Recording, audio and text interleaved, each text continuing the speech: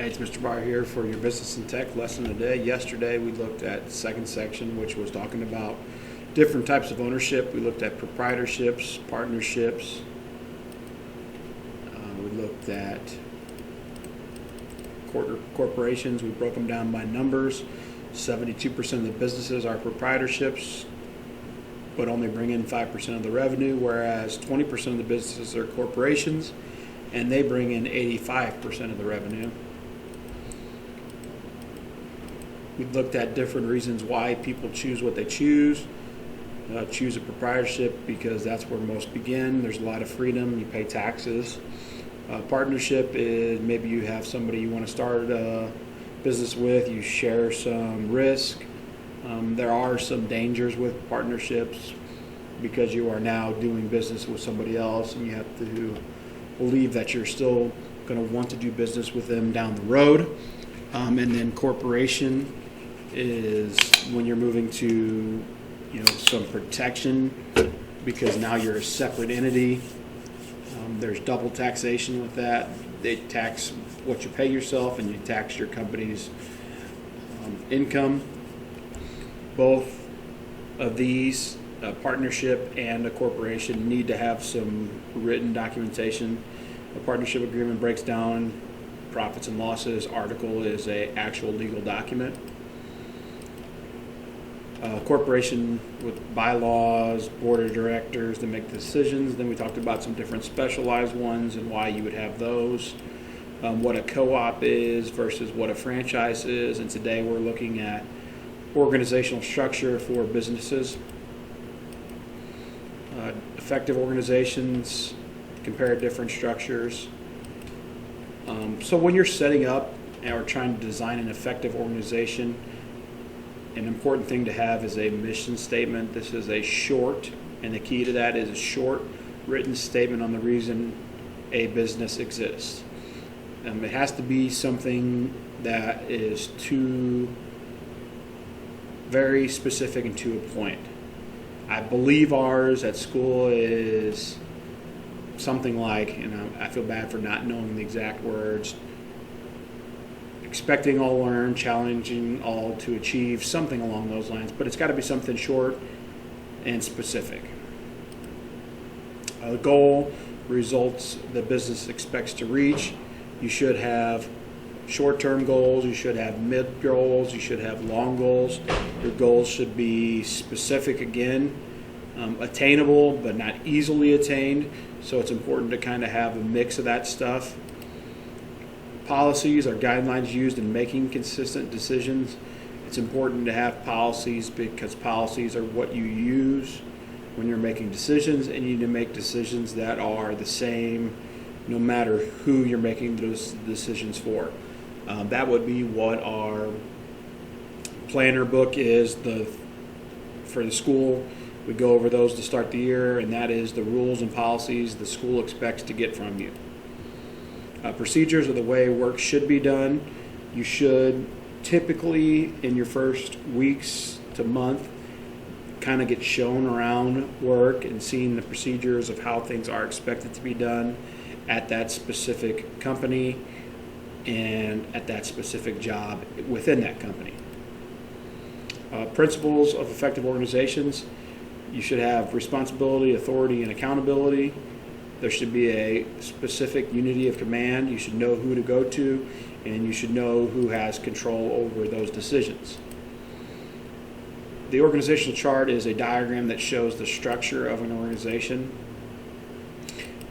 Two different types would be functional and matrix. I'm going to see the next slide here. Okay, so I'll go back to that one. So a functional is where, let's say, and the best thing I can give you is, I'm trying to think what I use every time I talk about this.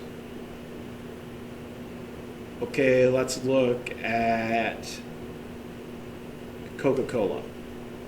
So I'll show you a functional breakdown of Coca-Cola and a matrix breakdown of Coca-Cola.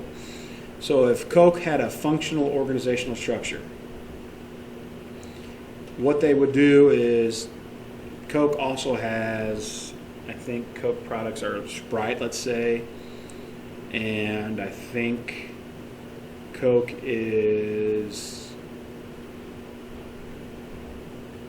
maybe Dr. Pepper. So let's just say that Coke, Sprite, and Dr. Pepper all sold by the same company, all made by Coca-Cola. So what you would have is you would have a building that would have production on one floor, operations on one floor, marketing on one floor, and human resources on one floor. And in each one of those floors, they would have production for all three drinks, operations for all three drinks, marketing for all three drinks, and human resources for all three drinks. That's a functional breakdown. And that's very common, where you only have people around you that are doing the exact same thing. Then a matrix breakdown of Coca-Cola would be the work is structured around a project or product. So if we had a matrix set up for Coca-Cola, one floor would be for Coke, one floor would be for Sprite, and one floor would be for Dr. Pepper, let's say. And within the Coke floor, they would have production, operations, marketing, and human resources. And in the Sprite, they would have a production person, operation. So now you're intermingling with different groups that are working the same task. So it's two different ways you can organize it. Both have their strengths, both have their weaknesses.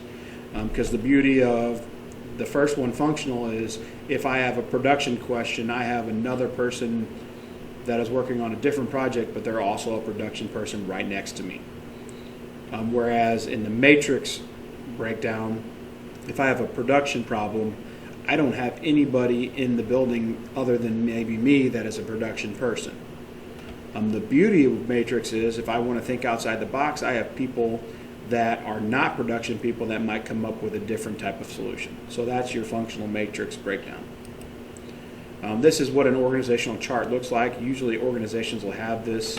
If we broke this down to schools, this would be your superintendent, high school, junior high, grade school principal, then your department chairs would be there, then your teachers would be there, and then you guys as students would be after the teachers, let's say. So that's just a breakdown of who's in charge, and the importance of an organizational chart is if I am the senior accountant and I have an issue